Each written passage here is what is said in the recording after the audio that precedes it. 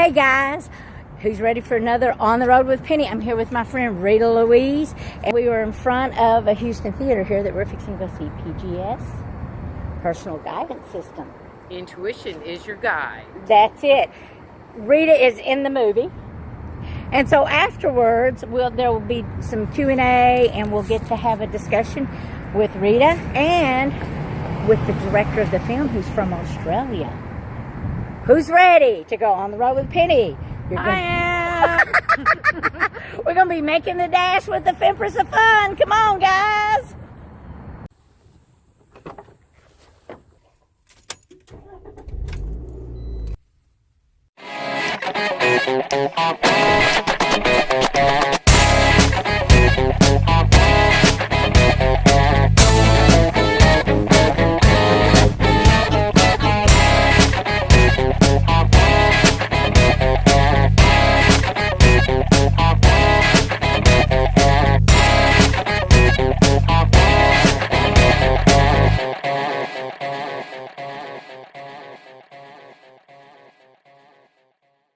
Well, guys, I'm here with Bill Bennett, the creator of PGS, Intuition. And it was a great film. You really did a good job on it. But tell them a little bit about how it came about, because they haven't seen the movie, you know, but I have, and it's really good. But a little bit about how it came about that you decided to do this, and like how you were talking in the stories about wanting to do it from the man's perspective, and you know how you were a skeptic and all of that. So, well, basically, I was driving to the airport in New Orleans, and early one morning, and I heard a voice which told me to slow down. I was approaching an intersection. I had a green light up ahead.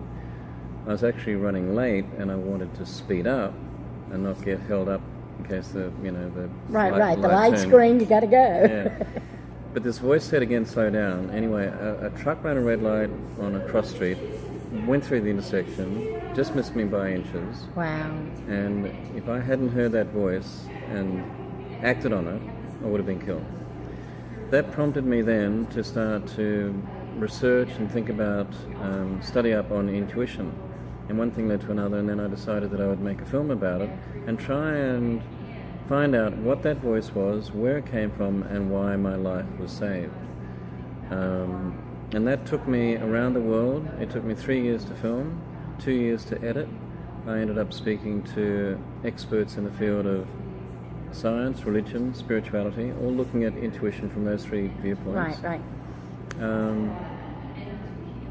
And really, I discovered, not only did I discover what that voice was and where it came from and why it saved my life, I discovered the answers to those questions. But more than that, I discovered what intuition is, because it was really confusing to me. And I think it's confusing to a lot of people as well, and particularly men. Who, a lot of people just don't understand it. A lot of men don't understand it. And they're like, oh, that's hogwash. Yeah, and they reject it because the male psyche is geared towards survival. It's geared towards keeping food on the table, paying the rent, and so forth, and being in control. And intuition at times requires you to let go of control, because you can't control intuition, and men find it very difficult to let go of control. Right. But intuition requires you to. Right, and you came from all different aspects, so it's not done from like a woo-woo type of film. It's, you know, you've got them from scientists, you've got theologians, you've got yogis. I mean, you came from every aspect looking at it to try and find the answers, and it's because you were a skeptic.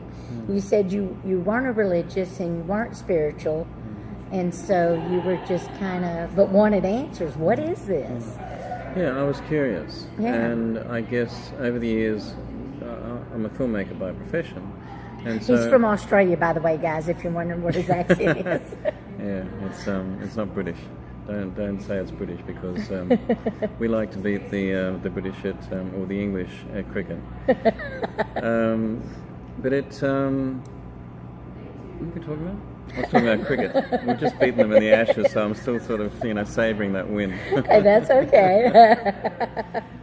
But I know one of the things that you mentioned just recently, not in the film or in the things, but you were just talking to somebody else. I overheard you say something about you knew when you went forward with this film, though, it might sort of, with the film industry, they might kind of take issue. So how's that been received? Yeah.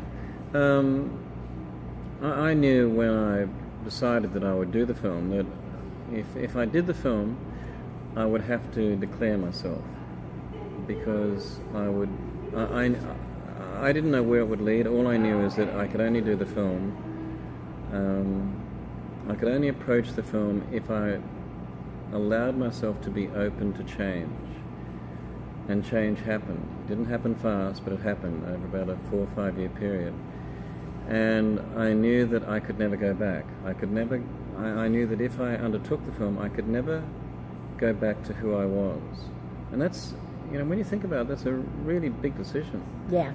And you don't know where it's going to lead. But all I knew is that I probably would cut myself off from a lot of friends, some of my family, and the colleagues that I work with, some of the colleagues that I work with in the film industry generally, who the film industry is largely skeptical of things like this. But I knew I had to make the film. And it's not that I wanted to change necessarily, but I knew that I had to allow myself the opportunity for change, if that makes sense. To go through the process. Yeah. You can't make a film about intuition through will force. You can't make a film about intuition through intellect. You can't make a film about intuition and not discover that there is a divine power that guides us and protects us. And that's what I believe that voice was. What happened to me, I've discovered, is not unusual. No, it's not. It's not everybody goes out and makes a movie about it, but certainly what happened to me happens all the time to people. It's just that most people are reluctant to talk about it, to discuss it, because of fear of ridicule. That's it. Fear of rejection, and also it's innately personal and intimate as well. It's not it's not dinner party talk. Right. It is actually something that is actually you hold. And that was one of the things that was difficult for me to actually make a film about that, for that very reason. But I knew that I had to, because part of my job and the reason that I'm here on Earth, I believe, is to communicate this stuff. And I believe part of my job on this earth is to try and get it out there and help other people, connect them with it.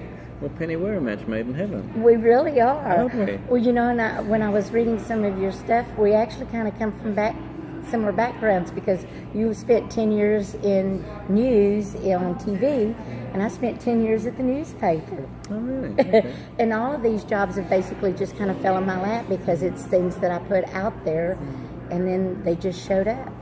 So I think there may be some similarities there. But yes, that's one of the things I've come to realize, that in the cosmic theme of things, in the Tinker Toys of life, I am the wheel to connect people up. Cool. And you're out there to teach them and kind of let the guys know it's okay to be To be intuitive. Yeah. And so how has it been received to what your expectations were? Because the movie's only been out. You're only showing it, what, you said? 2 weeks. 2 weeks here in the U.S.? Yeah. The response has been just quite overwhelming, to be quite frank. We've had sellout screenings everywhere we've gone. What's been overwhelming really is people coming up to me after the screening and just telling me just what an impact the film has had on them and will have on them. People really heartfelt are very, very affected by the film, and they go away and they want to see the film again, because there's so much in it that that they want to really think about. Right. So I've got to say, The response has been really pleasing. Expectations? I had no expectations. I really didn't. Yeah, because you had no idea how it was even going to be received. No, I had no expectations at all. And, look, I continue to have no expectations because I think that's the best thing, the best way to approach things is just to feel your way through things, do everything with integrity, with the right intentions, and the rest will take care of itself. Okay. Now, about screenings, because right now you're just going through special screenings, and we're going to try and see if we can get one in Southeast Texas. I'm working on that, guys. We'll let you know. But later on, how can people see it in, because I don't think you have plans to have it in like super wide release. It's mainly going to be these small screenings, but then you're going to have it available online? Online from April 4. It's going to be released at 4:44 p.m. on the 4th of the 4th. There you go. And you're right; those are very powerful numbers. They're powerful numbers. So yes. we're going to be consistent with the cosmos. That's it. That's it. So it'll be available off the website pgsthemovie.com. Okay. From 4:44. And tell them a little bit about the 4:44, because that didn't come up in the movie, but that came up in the Q&A. Yeah. When I was really in a real dilemma after trying to get this film up in a traditional way, I had a dream one night that was very prophetic, which told me in very clear, unambiguous ways that I had to make the movie. I had to just go out, and even if it meant buying my own camera and sound gear and just doing it myself, I had to do it.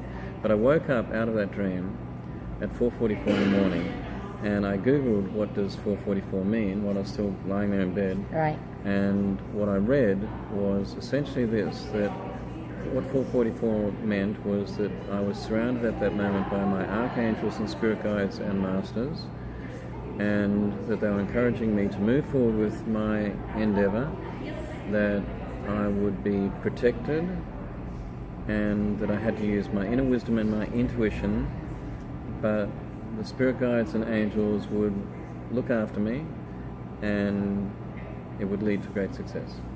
Awesome. And that was 4:44 in the morning, so that's why that number is important to me. Yeah, a couple of years ago I kept having the 4:44 and 777s come up. Okay, right. And it was just repeatedly, and so that's it. It's kind of like you have to kind of start paying attention after a while, or to be kind of like Rita says, the title of one of her books is Avoiding the Cosmic 2x4. But thank you for taking the time with me. I mean, hey, look at this, guys. I've only been doing this part 2 months, and I'm already with an Australian film director. I mean, hey, how cool is that? Now, if that ain't the cosmos, I don't know what is. But you didn't start out from a point of looking at the cosmos or anything like that. You just came out from a point of looking for answers. Exactly. Yeah, it's kind of cool. It's always cool when you pay attention. And that's it, guys. That's the important thing. That's your big message, is pay attention. It is. They're talking to you all the time. Yeah, they are. And there are signs around all the time. Intuition presents in a whole bunch of different ways. That's it. I don't get the visible voices, but thoughts pop in. I have thoughts that pop in. Or you see something on the side of a bus going by, or you hear music, the lyrics of a song in a cafe as you're sort of walking past or something. Yeah. It's intuition comes at you in a whole bunch of different ways. Penny, thank you. Oh, thank you. This has been so much fun. That's not the Australian way, that's the European way. That is, but you're going to be in Europe pretty soon. Honey, he's taking this all over the world. I mean, because you're going to be going to India, you're going to be going to the UK, all over the United States. Hopefully, well, I don't know if we'll be able to get him in Southeast Texas simply because his schedule's not going to allow.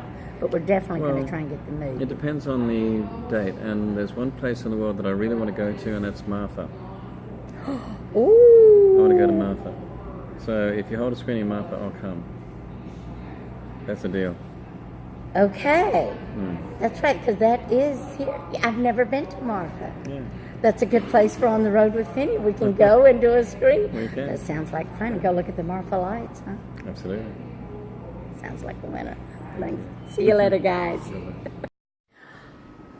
Look, so we've had our discussion with Bill, and we've seen the movie, and so now we're going to have our little discussion with Rita here. Yay! So, how did you like the way the film turned out, your final cut? It felt a lot better than when I saw it the first time. But I got to pay attention to it this time, where the first time I just was looking for when I was in the movie. I'll admit that. Well, was this the first time you've been in a movie?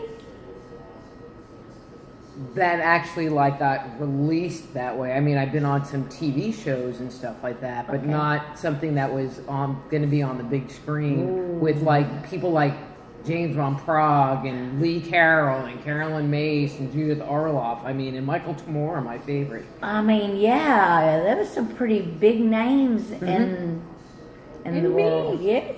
And we're friends. Look at that. It was pretty cool. And you did exceptionally well at the Q&A afterwards, too. Thank you. There were some really good questions and all that they had. So, what was your favorite take on the movie? You on screen?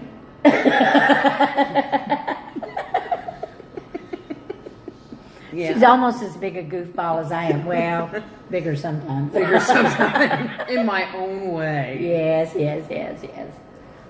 I mean, what I really liked about the movie was that we had these people that he was interviewing from all around the world, and everyone was saying the same thing, because they're all having the same experience, and there's information that you learn, but, when you work doing intuitive work, it is about the experience, and then he had the scientists on there that were talking about, well, but this is what we're noticing from a scientific perspective, and that was also validating what the intuitive people say that aren't looking at it from a neuropsychology point of view or whatever their specialty happened to be.